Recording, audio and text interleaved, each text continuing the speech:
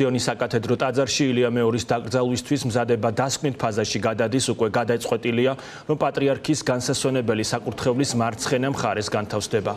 ღვთისმშობლის მიძინების საპატრიარქო ტაძარი სამუდამო სამყოფლად თავად ილია მეორემ შეარჩია.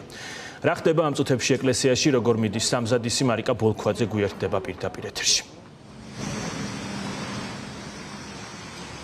Ლუკა ამ წუთებში სიონის საკათედრო ტაძარში სწორედ მოსამზადებელი სამუშაოები მიმდინარეობს, რამდენადაც ჩვენთვის არის ცნობილი, სავარაუდოდ დღის ბოლომდე უნდა დასრულდეს ეს მოსამზადებელი სამუშაოები ილია მეორეს სიონის საკათედრო ტაძარში 22 მარტს გადმოასვენებენ. რაც შეეხება უშუალოდ ტაძრის მნიშვნელობას, ილია მეორეს სიცოცხლეშივე ჰქონდა გაჟღერებული და გაცხადებული თხოვნა, რომ გარდაცვალების შემდგომ სწორედ რომ სიონის საკათედრო ტაძარი უნდა ყოფილიყო მისი სამუდამო სამყოფელი. ამ ტაძარს განსაკუთრებული ისტორიული მნიშვნელობაც აქვს, იქიდან გამომდინარე, რომ ტაძრის შიდა და გარეთ სივრცეებში განსაკუთრებული და მნიშვნელოვანი ისტორიული პირები, ფიგურები არიან დაკრძალული. მათ შორის არიან საზოგადო მოღვაწეები, სამეფო ოჯახის წარმომადგენლები და სასულიერო პირები. ტაძრის შიდა ტერიტორიაზე საქართველოს ავტოკეფალიის დამოუკიდებლობის აღდგენიდან დღემდე გარდაცვლილი 8 სასულიერო პირი, კათალიკოს პატრიარქია განსვენებული, მათ შორის არიან კათალიკოს პატრიარქები კირიონ მეორე, ლეონიდე ამბროსი ხელაია,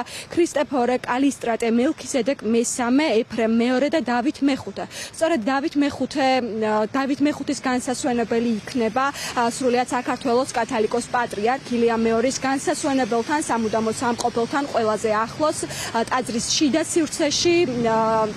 სივრცეში, ტაძრის მარცხენა მხარეს იქნება ილია მეორის სამუდამო სამყოფელი და განსასვენებელი.